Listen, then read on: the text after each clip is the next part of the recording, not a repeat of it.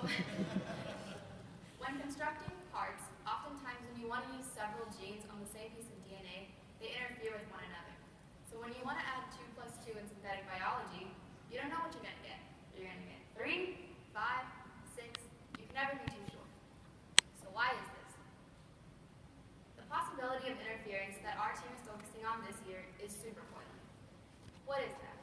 Supercoiling is when the DNA coils onto itself, affecting the gene's transcription.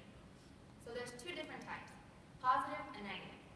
Positive supercoiling is when so much tension gets put onto the double helix that the gene can't transcribe as easily, therefore there's less expression of that gene. There's also negative supercoiling. Negative supercoiling is when less tension gets put onto the double helix and there's less transcription of that gene, therefore less expression. Here's a dramatization of 2 genes trying to transcribe on the same piece of DNA.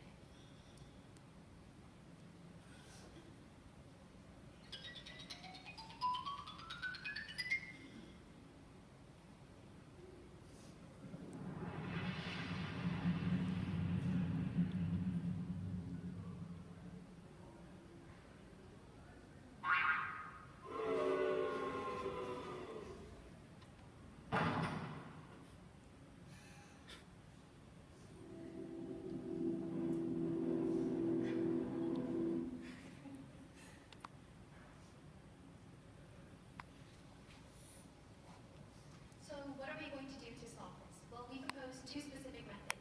1 using spacers and 2 using a Cas9 clamp. We proposed spacers specifically because we believe they would absorb the supercoiling between the 2 genes, and a Cas9 clamp because we believe it would prevent supercoiling between the 2 genes. So in order for us to test these 2 different methods, we first had to design our plasmids. So we used 2 genes, GFP and RP, in 2 different orientations, and a base pair spacer in between them ranging from 50 base pairs to 2,000 base pairs, making a total of 64 combinations. However, instead of doing all 64 combinations, we decided to use a probabilistic method so that we wouldn't have to do all of them each one by each time. So here we have all the different variations, and in order to create these different variations, we decided to use the library method. So we put GFP and RP in different orientations in one tube, spacers ranging from 50 base pairs to 1,500 base pairs in another tube, and finally PSP1C3 in another tube. These were then all mixed together into one final tube, which created our library. And then these variations we hoped to get so that we could actually test our different methods. When we did get transformed our plasmids, we got 5 specific ones that worked. These were then grown into liquid cultures, which we then ran in our fluorescence reader, and these are the results of our project.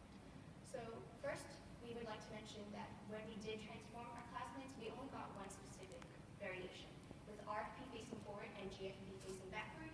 And with our sequencing, we were unsure how many base pair spacers there was. However, we did know that one of them was 1,000 base pairs spacer. Another thing to note about our results is that ATC and IPTG, that despite our plasmids were RFP and GFP, and they were lac and tetracrest, so we also used the inducers ATC and IPTG. However, these had no effect on our results at all. And you can see here that the expression is similar across each plasmid. However, each plasmid is also different. So we noticed that this could also be effect, once again, of our base pair spacer, affecting the expression of our GFP and RFP. And this could very directly be a result of supercoiling. So here are the results for another thing we tested.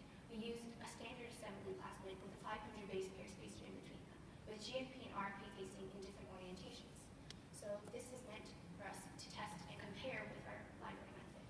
Here we noticed specifically that while GFP was produced on one plasmid, it didn't have RFP.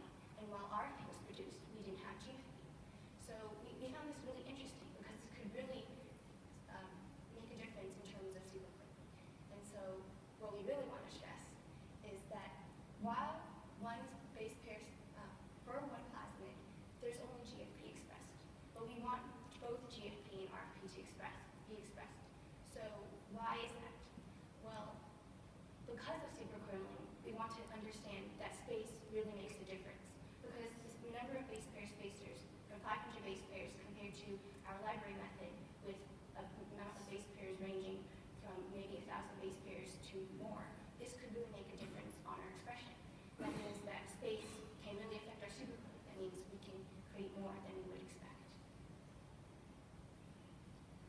So similar to our spacer plasmids, the clamp plasmids also have the 8 different orientations of GFP and RFP, but there are 2 major differences.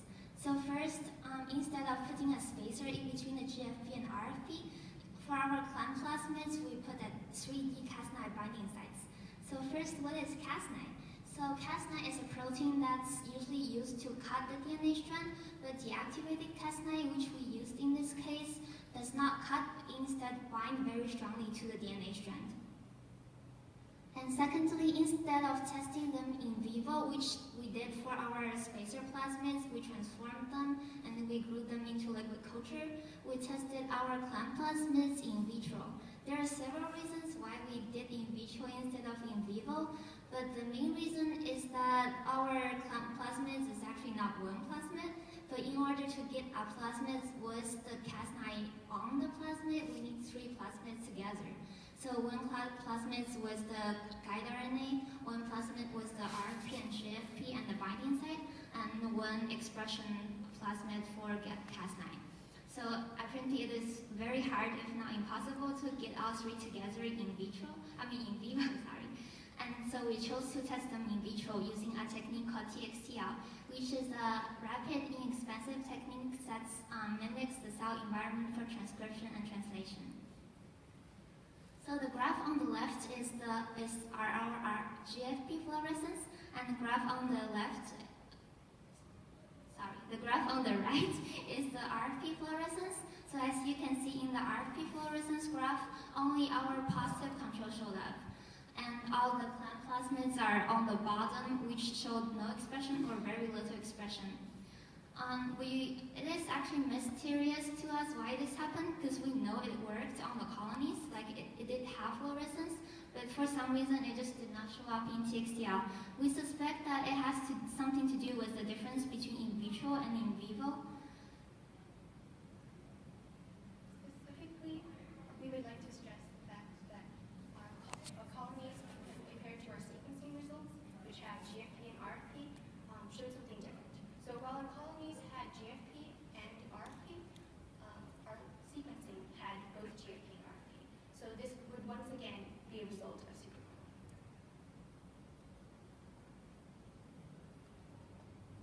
And here is the list of the parts we submitted this year.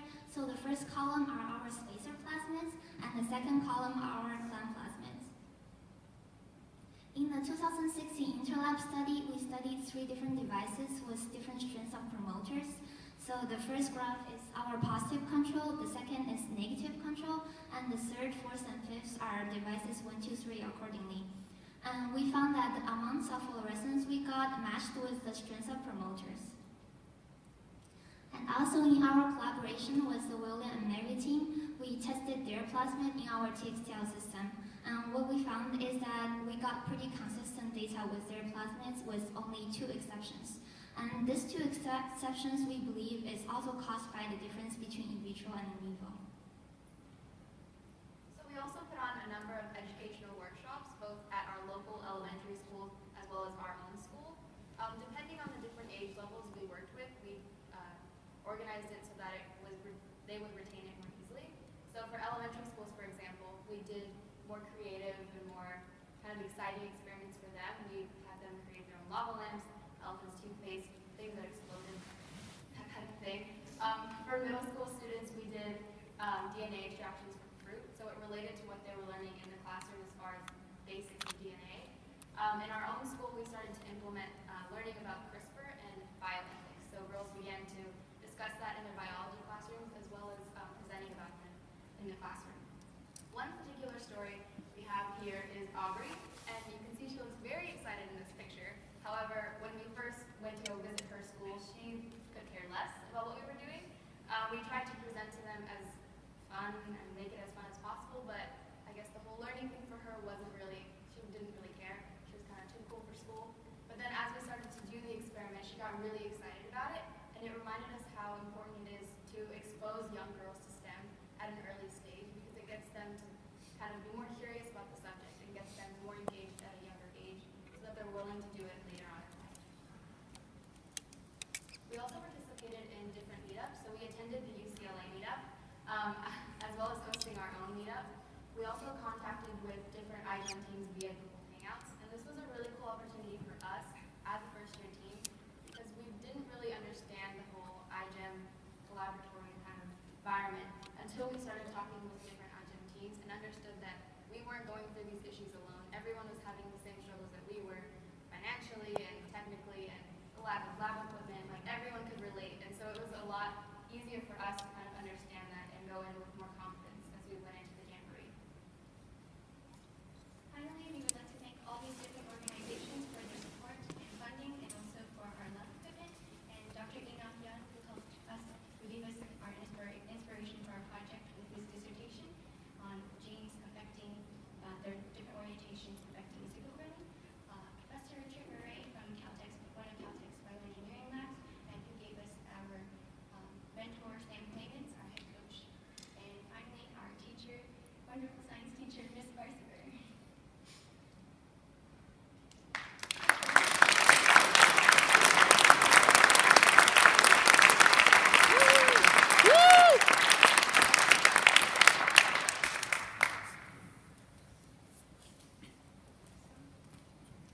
Thank you for this talk.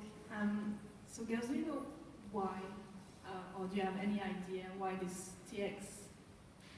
I have to write TCXL, TXCL, in vitro method seemed to work fine with the plasmids that you received from another team, but not with yours? Any idea why this discrepancy?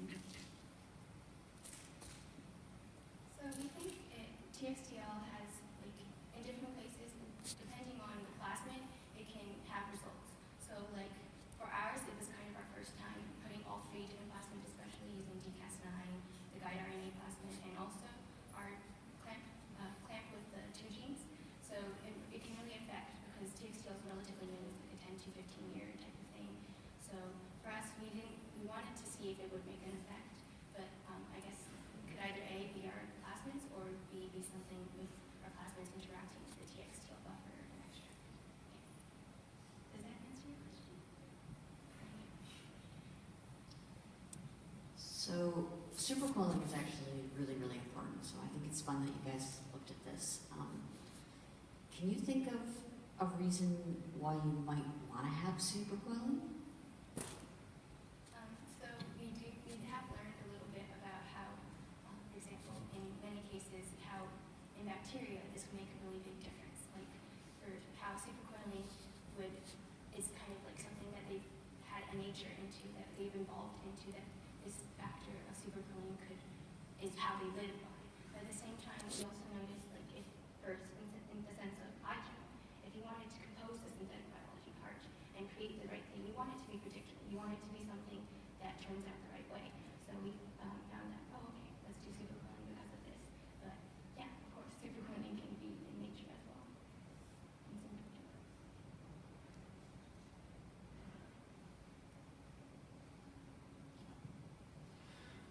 Thanks for the presentation. I'm interested in what kind of ethics issues did you discuss in your human practice sections? Yeah, so when we were teaching the middle school children about synthetic biology, we kind of taught them how it's used for good as far as insulin and artemisinin and things like that. We did discuss about how it's a bit of a controversial topic as far as the world news and how some people don't really agree with it. But yeah, we did teach them though about how important it is if successful, the benefits that it has in the world.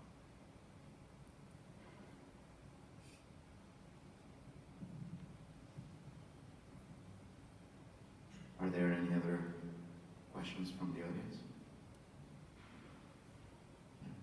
Thank you very much. Great presentation.